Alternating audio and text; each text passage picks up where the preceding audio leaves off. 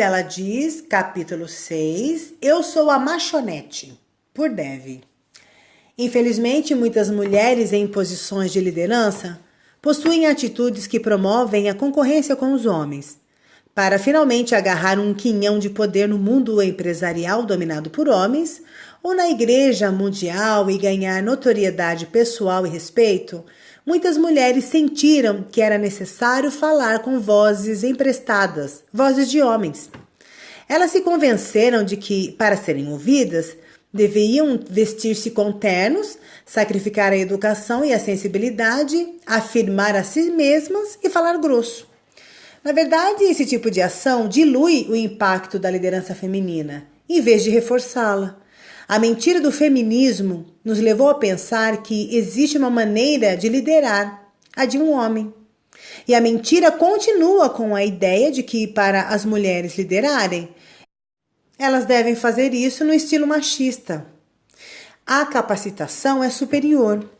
Várias gerações se passaram desde o impulso inicial para a igualdade de direitos.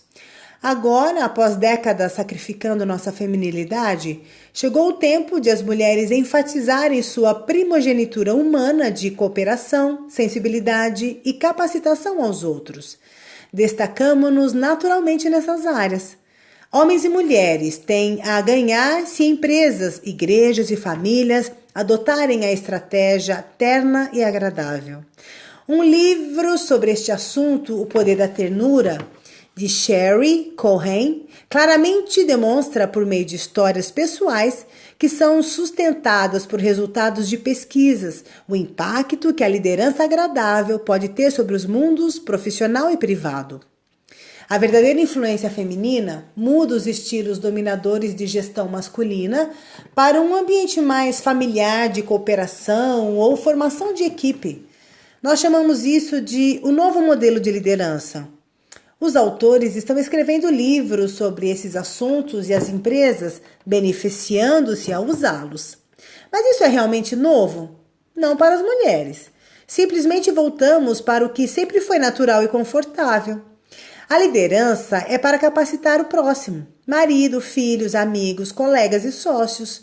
Quando as pessoas ao seu redor vivem capacitadas, você também vive. As mulheres têm capacitado o próximo desde o tempo de Eva. É uma prática antiga do sexo feminino. Tentar fazer e ser tudo se torna um fardo. Nas Escrituras, Jesus diz assim: Vinde a mim, todos os que estáis cansados e oprimidos, e eu vos aliviarei. Tomai sobre vós o meu jugo e aprendei de mim, que sou manso e humilde de coração, e encontrareis descanso para a vossa alma. Mateus 11, 28 e 29, com ênfase da autora. Voltar à ternura e ao agradável levantará a carga que você sempre carrega. Há poder em apenas ser agradável. Então, o que é poder e o que é ternura?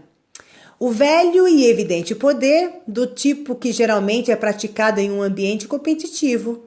Muitas vezes, um espaço dominado por um homem normalmente tem essas características. É diretivo, é autoprotetor, não é ligado aos outros, valoriza o resultado mais do que se preocupa com o próximo, é sobre fatos e não sentimentos, é competitivo. Algumas palavras descritivas para poder incluem vigor, potência, pressão, energia, força, capacidade de influenciar. Em contraste, algumas palavras descritivas para ternura incluem vulnerável, suave, empático, sensível, amoroso, gentil, atencioso, misericordioso, apaixonado, generoso e bondoso. Embora as palavras descritivas para poder pareçam contrastar aquelas dadas pela ternura, veja como elas capacitam quando são unidas. Força sensível, liderança empática, força amorosa, capacidade atenciosa para liderar, pressão branda. A força branda. A combinação de ternura e poder, vou chamá-la de força branda, pode ser revolucionária. Homens e mulheres podem adotá-la se não tiverem medo de tentar algo novo. No discurso de Larry, ele habilmente incorporou os personagens de Tarzan e Jane. Veja o que eles precisam um do outro.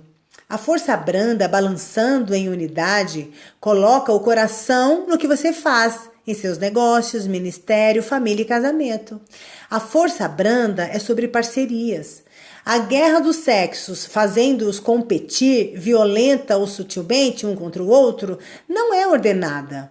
Em vez do modelo mim, Tarzan, tu, Jane, maridos e esposas em posições de liderança podem segurar juntos o cipó. Às vezes isso significa cozinhar, limpar, compartilhar com cortesia juntos, apoiando um ao outro em tudo que for necessário para ter sucesso. A força branda é para capacitar o próximo, uma generosidade de espírito que passa o conhecimento para os que estão nos degraus mais baixos da escada. A força branda é sobre empatia, a capacidade humana de colocar-se no lugar do outro. Larry é um exemplo de força branda em minha vida. Ele me incentiva e me corrige, duas qualidades de um líder eficaz. Quando ele me corrige, usa sensibilidade e empatia. Se me sinto envergonhada, ele me ama e me promove até que eu recupere minha coragem. Quando me aproximo dele com um apelo justo, pedindo-lhe que mude de opinião, adentro em seu ego masculino com qualidades generosas de elogio, sabendo que ele tem uma tendência a ficar na defensiva. Afirmo a minha preocupação, correção ou convicção e não exijo uma decisão da parte dele. Eu apresento o meu apelo e rendo-me ao resultado. Dou-lhe tempo para responder. Quando capacitamos um ao outro com ternura, podemos crescer em segurança e estima pessoal. É bom ser gentil. Sinto-me melhor comigo mesma quando me relaciono com outros com a força branda. Quando abordamos questões com repressão ou agressão, todo mundo perde. Assim, quando me aproximo de Larry desta forma, sinto-me insatisfeita e culpada, e ele se sente inseguro e com raiva. Homens e mulheres, maridos e esposas, não tenham medo de usar a mansidão. A força misturada à bondade acentua o seu poder e não a diminui.